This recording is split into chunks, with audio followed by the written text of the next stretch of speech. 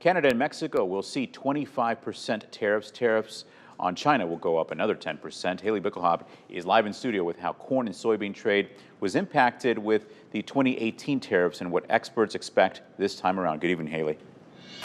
Hey there, John. Although President Trump confirmed the tariffs today, there's still a lot that could happen regarding these negotiations. These three countries, China, Mexico, and Canada, have some of the biggest impacts on corn and soybean trade for U.S. farmers.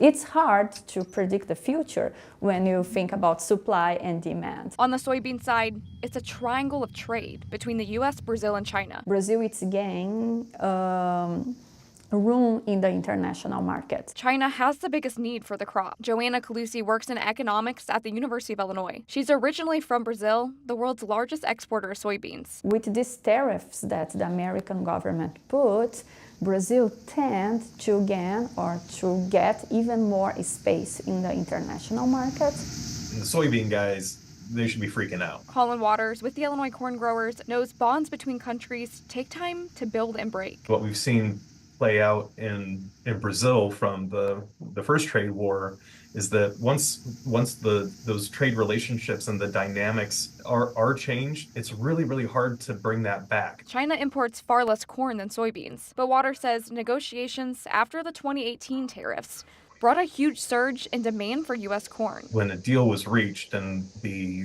phase one agreement, there were significant commodity purchases. The coronavirus pandemic, a short crop in China, and change in livestock feed also aiding in the leap. Since then, Chinese corn imports have kind of leveled off. China and soybeans may go hand in hand, but when it comes to corn trade, Waters is more worried about Mexico. If things go sideways with Canada and Mexico, we're going to be really freaking out. America's southern neighbor imports more corn than any other country, a relationship Waters thinks could be strained if the country were to put on retaliatory tariffs. They may have to start shopping elsewhere.